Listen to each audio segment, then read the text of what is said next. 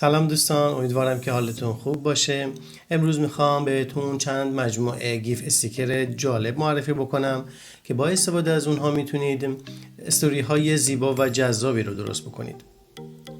قبل از اون توجه داشته باشید چون اینستاگرام گیف هاش رو از سایت gify.com لود میکنه، در نتیجه شما برای استفاده از این گیف ها در اینستاگرام حتما باید از فیلتر شکن استفاده بکنید.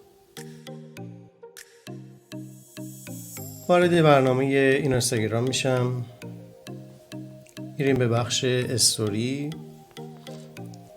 برای استفاده از گیف ها ابتدا روی آیکون استیکر در این بالا کلیک کنید